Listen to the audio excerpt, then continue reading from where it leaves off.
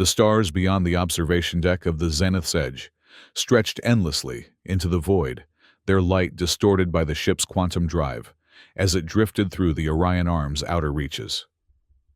Captain Marina Thal stood barely 5 feet 6 inches tall, her compact frame dwarfed by the massive bridge that accommodated species ranging from the insectoid menthoxin to the towering Verax predators. Yet when she spoke, every being on the bridge listened with an attention that transcended mere rank. "Sensor sweep complete, Captain," reported Lieutenant Heck, his chitinous fingers dancing across the holographic interface with mechanical precision. The menthoxin's compound eyes reflected the blue glow of his screens as data streams flowed past in incomprehensible patterns. 3 minor skirmishes with Tralaxian patrols in the past 72 hours. All engagement protocols followed. No casualties. Thal nodded her dark eyes, scanning the tactical display that dominated the bridge's central space. The 12 Sectors Alliance had expanded across 3 galactic arms over the past century, but the borders remained fluid, contested by species like the Tralaxians, who viewed territorial expansion as a biological imperative rather than a political choice. Behind her, a sound like grinding stone announced the approach of Zirvak. The Verax stood nearly 8 feet tall, when fully upright, his scaled hide bearing the distinctive ridge patterns that marked him as a prime hunter of his species. 4 arms ending in retractable claws, enhanced reflexes that could track projectiles in flight, and a jaw structure capable of crushing steel made him the perfect apex predator, the evolutionary pinnacle of death. Captain Thal, Zirvak's voice rumbled with the harmonic undertones that his people used to communicate across vast distances on their homeworld. The crew requests permission to stand down from alert status. The patrol shift change approaches. Thal turned to face him, noting how he kept his primary arms at rest, while his secondary arms maintained ready positions near his weapon harnesses. Even in conversation, Zirvak remained a coiled spring of lethal potential. This contradiction fascinated her the way he sought her approval, despite being capable of eliminating every other being on the ship within minutes. "Granted, Zirvak, but keep the Verax assault teams on 15-minute readiness. Something feels wrong about this sector." The tactical officer, Ensign Rila, looked up from her station. Like Thal, she was human, though younger, and still learning to navigate the complex dynamics of commanding non-human crew members. "Captain, what's concerning you?" The scans show normal background radiation, no unusual gravitic signatures. Before Thal could respond, the bridge lighting shifted to amber as proximity alarms echoed through the corridors. Heck's compound eyes widened as new contacts appeared on his display. 3 vessels approaching from Vector 77 Mark IV. Configuration matches Tralaxian scout ships, but they're maintaining communications silence. Thal moved to the tactical station, her fingers flying over the controls as she pulled up the sensor data. The approaching ships moved in a perfect triangular formation, their sleek hulls designed for speed and stealth, rather than direct confrontation. But something about their approach pattern triggered every tactical instinct she'd developed during her years of unconventional warfare. "They're not scanning us," she observed. "Standard protocol would be to run active sensors, identify our configuration, and either hail us or retreat based on their mission parameters." Zirvak stepped closer, his massive form casting a shadow over the tactical display. "Perhaps they seek combat. My assault teams could deploy within 3 minutes, disable their engines before they achieve weapons lock." "No." Thal's voice carried the quiet authority that had earned her command of one of the Alliance's most experimental vessels. "If they wanted a fight, they would have approached differently. This is something else." The answer came 30 seconds later, as Heck's screens exploded with warning indicators. "Captain, they're emitting some kind of electromagnetic pulse. It's not targeting our systems directly, but it's creating interference patterns across all our communication arrays." "Jamming?" Rila asked. "More sophisticated than jamming." Sahek replied, his antennae twitching with concentration. They're creating a localized disruption field. We can't contact the fleet and they're effectively isolating us from any outside support. Thal felt the familiar tightness in her chest that preceded combat. But this wasn't the rush of adrenaline that came with a straightforward engagement. This was the cold calculation of facing an unknown variable, the kind of tactical puzzle that had made her reputation throughout the Alliance. Zyrvac, deploy your teams to assault positions, but hold for my signal. Sehek, can you penetrate their jamming long enough to get a message to Fleet Command? Negative, Captain. The interference pattern is adaptive. Every time I attempt to break through, it adjusts to compensate. The Trilaxian ships continued their approach, now close enough for visual identification. Their hulls bore the geometric patterns that indicated a scouting mission, but Thal noticed modifications that didn't appear in any intelligence briefing she'd received. Additional sensor arrays, extended power couplings, and what appeared to be some kind of field generator mounted beneath each ship's primary hull. "They're not here to fight us," she said suddenly. "They're testing something." Zyrvac's head tilted in the gesture his species used to indicate confusion. "Testing what, Captain?" "That's what we need to find out." Thal activated the ship-wide communication system. "All hands, battle stations. This is not a drill. We have 3 unidentified Trilaxian vessels conducting unknown operations in our vicinity. All department heads report readiness status immediately." The bridge transformed as crew members took their positions. The Menthox and technical specialists began running diagnostic sequences on every system, their enhanced cognitive processing, allowing them to monitor dozens of variables simultaneously. Human crew members, coordinated with the various alien species, their natural adaptability, serving as a bridge between different tactical philosophies and combat doctrines. But it was Zyrvac's response that caught Thal's attention. Instead of moving to coordinate his assault teams or taking position at the weapons console, he remained beside her, his massive form alert, but clearly awaiting further orders. For a creature bred for independent hunting and equipped with reflexes that made him a living weapon, his deference was remarkable. "Captain," Lieutenant Sehek called out, his voice carrying new urgency. "I'm detecting gravitational anomalies around the Trilaxian vessels. They're not just jamming our communications, they're manipulating space-time itself." Thal's blood went cold. Space-time manipulation technology was theoretical at best, and the few experiments the Alliance had conducted had resulted in disasters that required extensive cover-ups. If the Trilaxians had developed a practical application, it represented a threat that went far beyond simple territorial disputes. "Specify the nature of these anomalies." "It appears to be some kind of controlled distortion field. Not large enough to affect our ship directly, but if they can scale it up."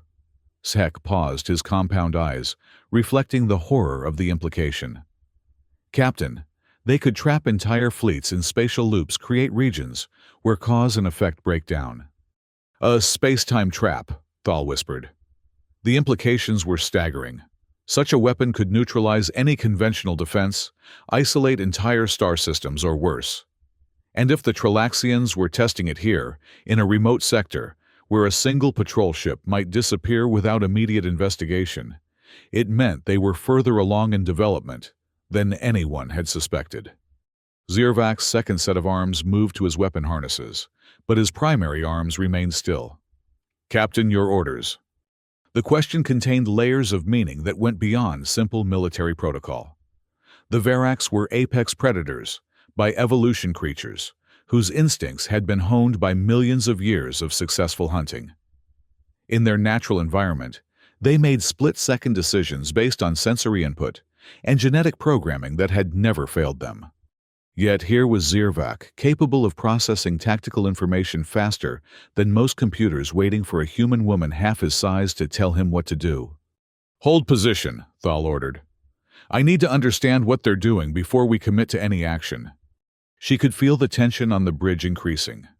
Several of the Menthoxan technicians were exchanging chemical signals that indicated stress, their natural inclination toward technological solutions, warring with the unknown variables presented by the Trilaxian equipment. Even Ensign Rila looked uncomfortable, her human need for decisive action conflicting with the tactical uncertainty of their situation. But Zirvok simply nodded his massive form, settling into what appeared to be a relaxed stance, but which Thal recognized as the ready position of a predator preparing to strike. The Tralaxian ships completed their approach and took up positions that formed a perfect equilateral triangle around the zenith's edge. The geometry was too precise to be accidental, suggesting that their formation was somehow tied to the function of their space-time manipulation technology. Captain Sek reported, "The gravitational anomalies are intensifying. Whatever they're preparing to do, it's building towards some kind of activation threshold." Thal moved to the central holographic display, her mind racing through possibilities and contingencies. The tactical situation was unlike anything in her training or experience.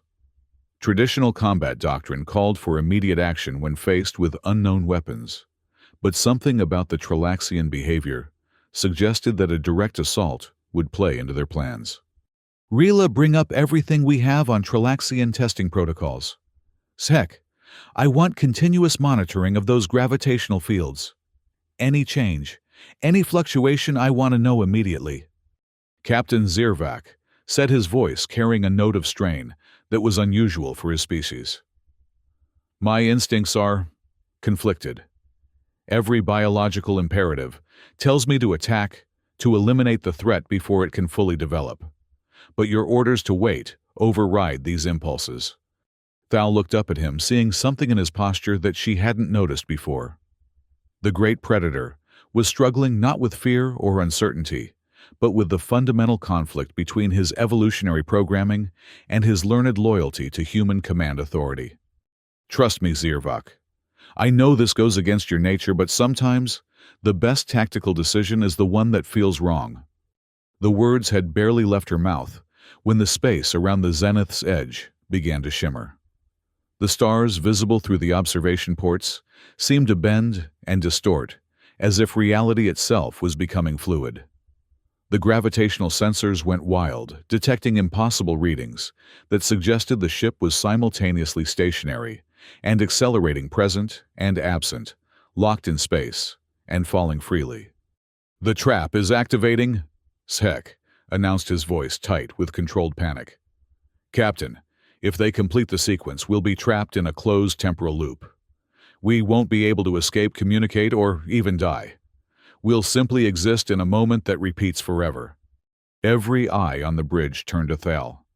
The weight of command had never felt heavier, as she realized that her next decision would determine not just the fate of her crew, but potentially the balance of power in the entire sector.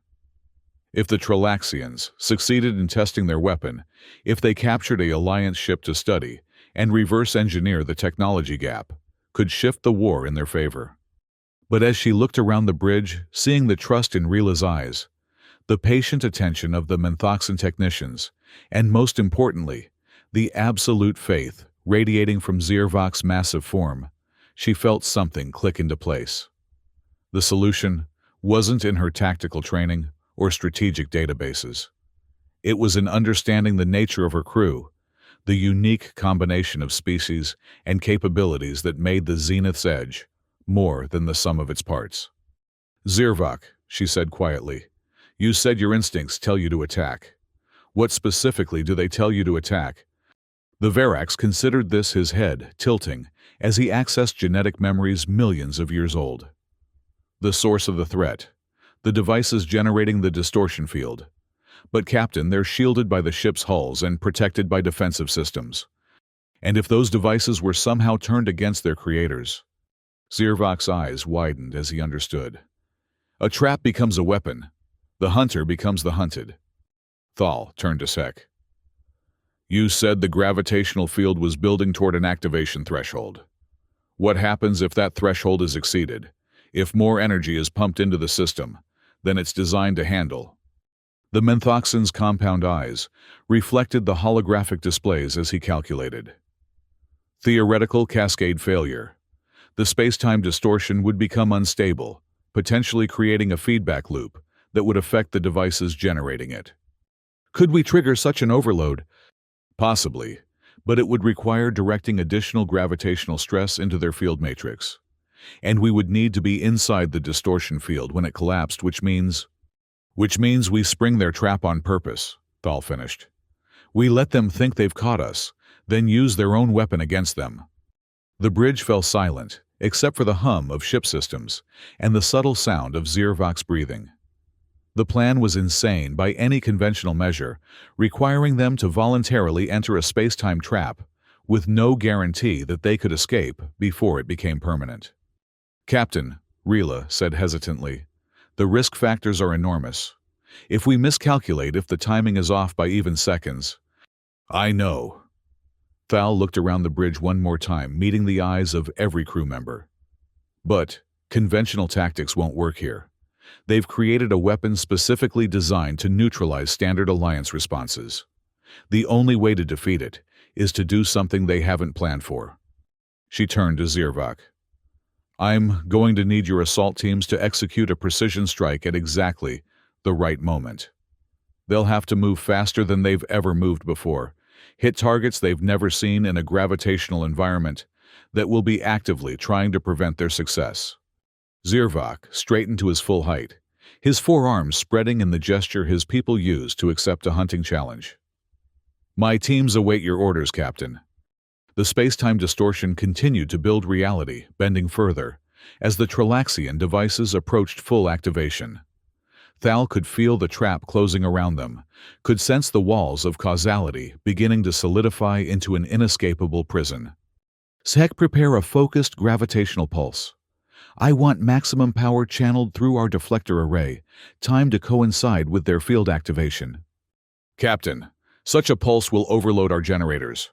We'll lose main power for at least 10 minutes. That's fine. We won't need it where we're going. Thal moved to the command chair, her fingers dancing over the controls, as she prepared to commit her ship and crew to a plan that existed more in hope than certainty. Zirvok, deploy your teams to assault transporter positions. When I give the signal, they have exactly 30 seconds to disable those field generators before the cascade becomes unstable. Understood, Captain. Zirvok activated his communicator, switching to the subsonic frequencies his people used for rapid tactical coordination. Within seconds, acknowledgments came back from his assault teams, their responses carrying the harmonics of predators, eager for the hunt. The Tralaxian field reached critical intensity, and Thal felt the moment of activation approaching like a physical weight. The stars outside the observation ports had stopped moving, entirely locked in a temporal stasis that would soon expand to encompass the ship itself. All hands brace for gravitational shear, she announced. Executing Operation Paradox in 3, 2, 1, now. The deflector array discharged every erg of power the ship could generate, sending a focused pulse of gravitational energy directly into the center of the Tralaxian field matrix. For a moment that seemed to last forever, nothing happened. Then, reality screamed. The space around the zenith's edge convulsed as competing gravitational forces tore at the fabric of space-time itself. The Tralaxian field, designed to create a stable temporal loop, suddenly found itself trying to process energies far beyond its design parameters. The careful mathematics that controlled the space-time distortion began to break down, creating feedback loops that cascaded through the system, like dominoes falling in reverse. "Transport teams, go!" Thal shouted over the alarms that were now screaming throughout the ship. Zirvok and his assault teams materialized aboard the 3 Tralaxian ships, simultaneously, their enhanced reflexes allowing them to adapt to the chaotic gravitational environment faster than any other species in the Alliance. But even they struggled against the distorting effects of collapsing space-time, their movements slowed by fields that made every step feel like swimming through liquid amber. On the bridge of the zenith's edge, Thal watched the tactical display as her assault teams fought their way through Tralaxian defenses toward the field generators. The enemy crew, caught completely off guard by the sudden appearance of Varak's predators in their midst, fell back in disarray. But the generators themselves were protected by automated defense systems that didn't care about the nature of their attackers. 20 seconds. Sec announced, his voice strained, as he monitored the cascading field collapse. The distortion matrix is approaching total failure. Thal could see Zirvak's team on the primary Tralaxian vessel, could watch through the security feeds, as the massive predator literally tore through bulkheads that were too damaged to open properly.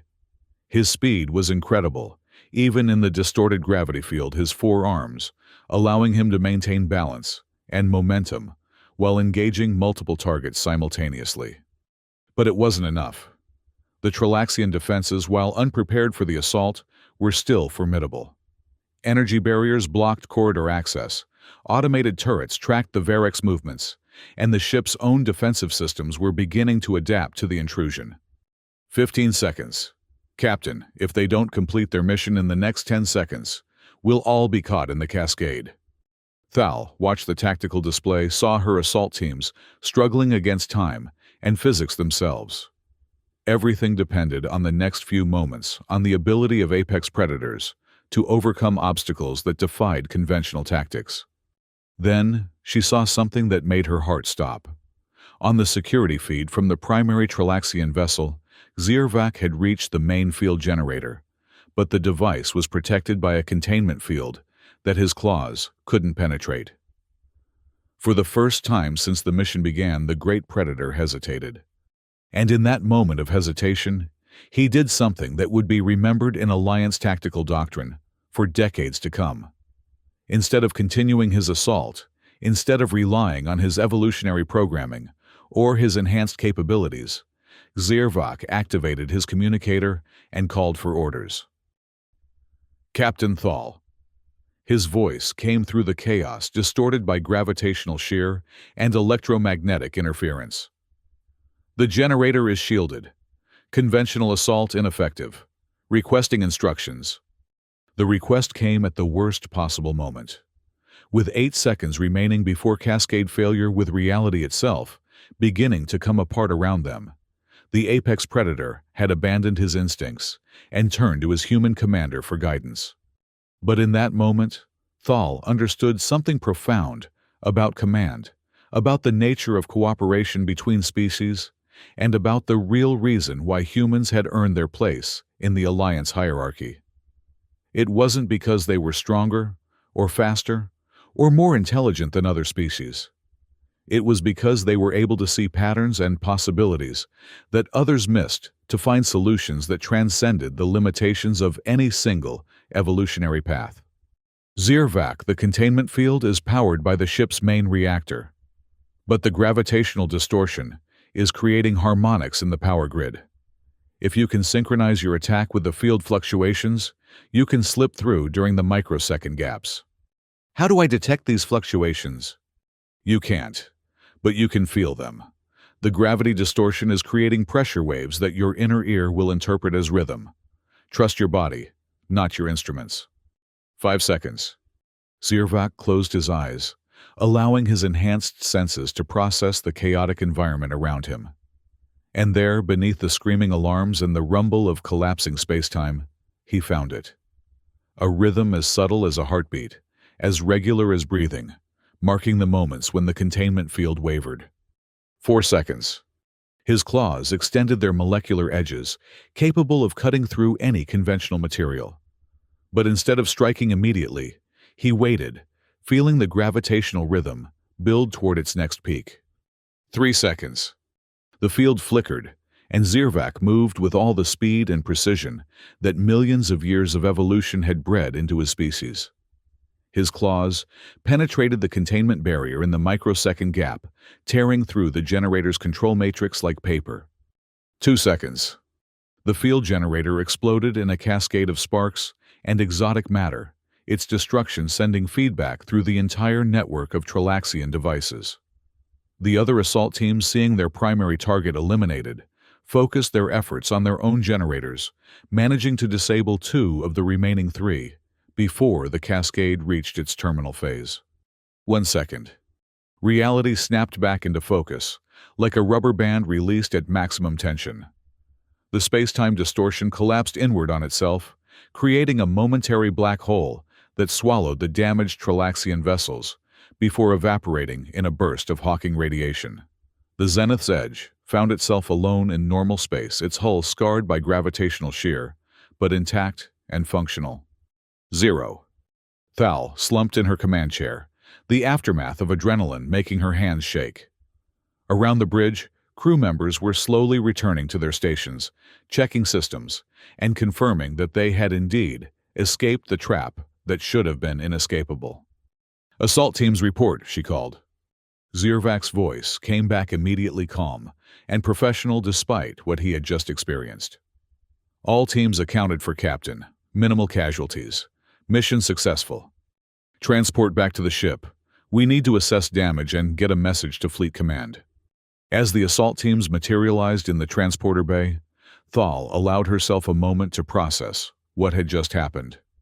They had faced a weapon that could have changed the balance of power in the galaxy, had been trapped in a space-time distortion that should have been inescapable, and had escaped through a combination of tactics that had never been attempted before. But more than that, they had demonstrated something that the Alliance's xenobiologists and tactical theorists had been debating for decades. The relationship between human commanders and non-human crew members wasn't just a matter of protocol or political necessity. It was a genuine symbiosis, a combination of capabilities that transcended what any single species could achieve alone. When Zirvak reached the bridge, Thal was waiting for him. The massive predator moved with his usual fluid grace, but there was something different in his posture, a subtle shift that spoke of new understanding. "Captain," he said, "I owe you an apology." "For what?"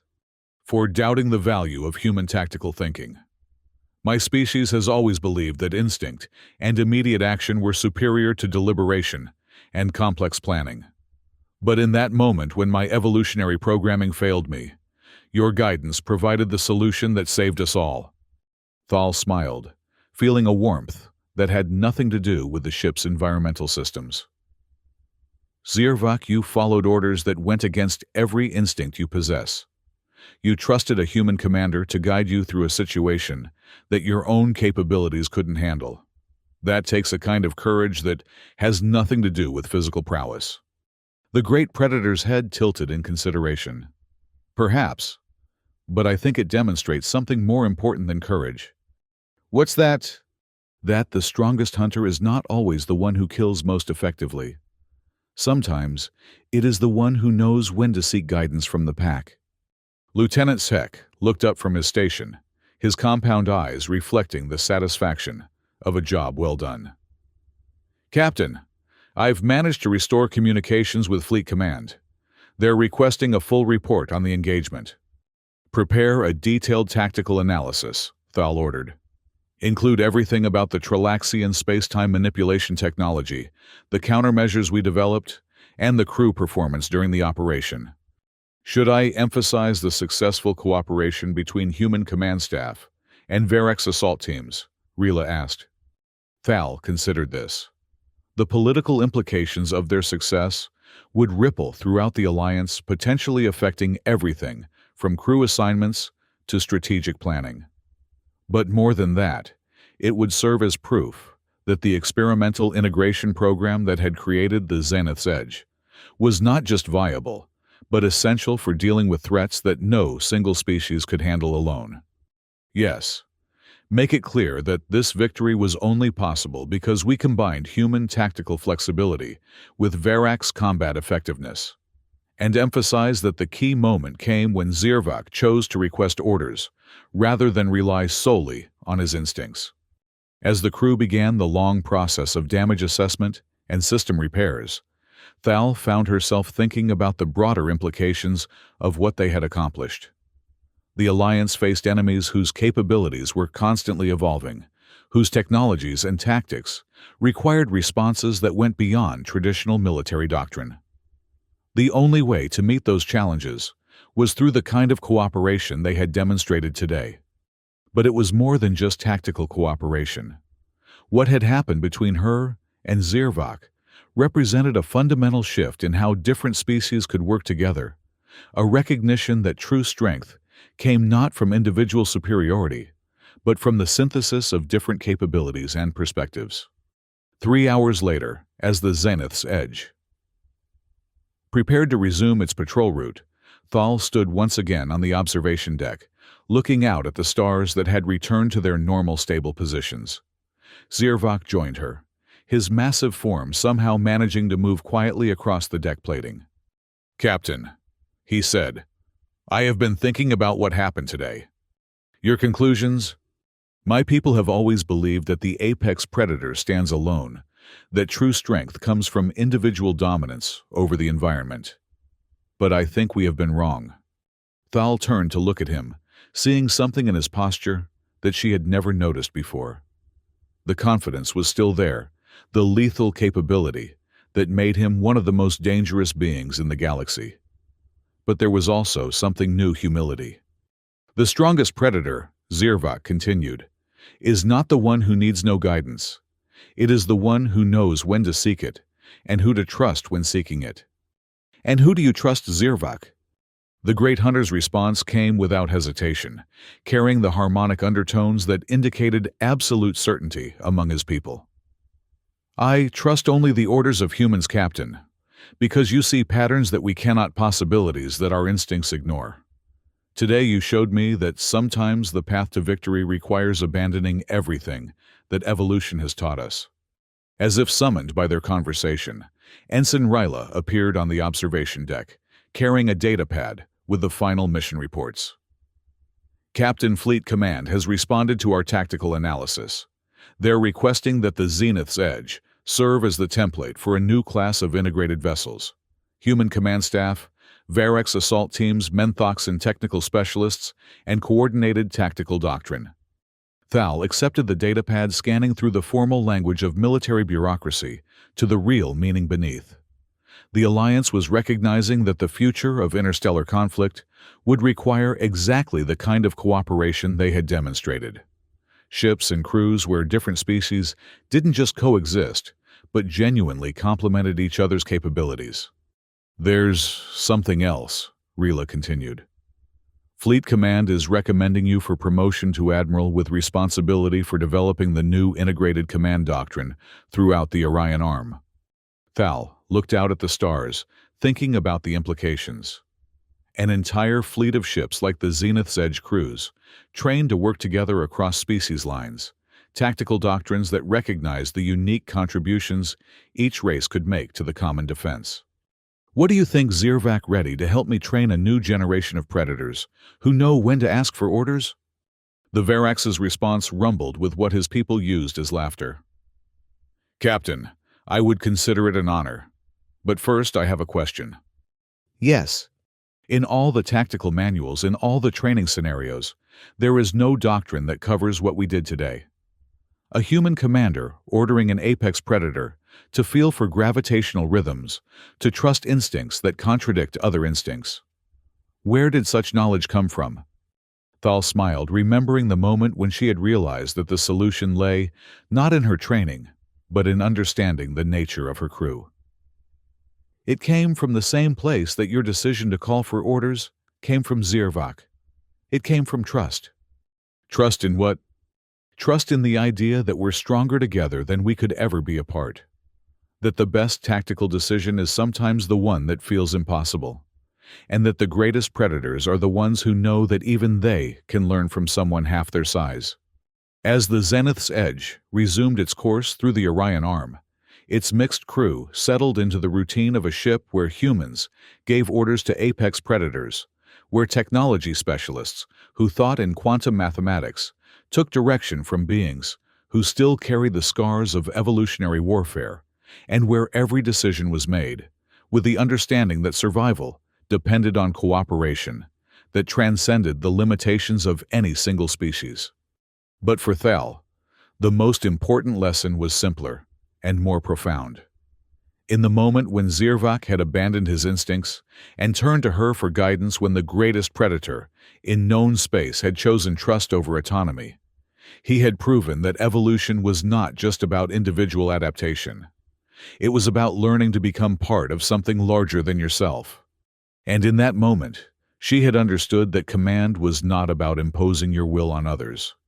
It was about creating the conditions where different capabilities could combine into something greater than the sum of their parts, where weakness could become strength, and where the impossible could become inevitable. The stars ahead held new challenges, new enemies with capabilities that would test everything they had learned. But as Thal watched Zirvok coordinate his assault teams for the next patrol shift, as she saw the easy cooperation between human and Menthoxan crew members, as she felt the confidence that came from commanding a ship where every being trusted every other being to do their part, she knew they were ready. The apex predator had run to the human for orders. And in that moment, both species had discovered what they were truly capable of achieving together.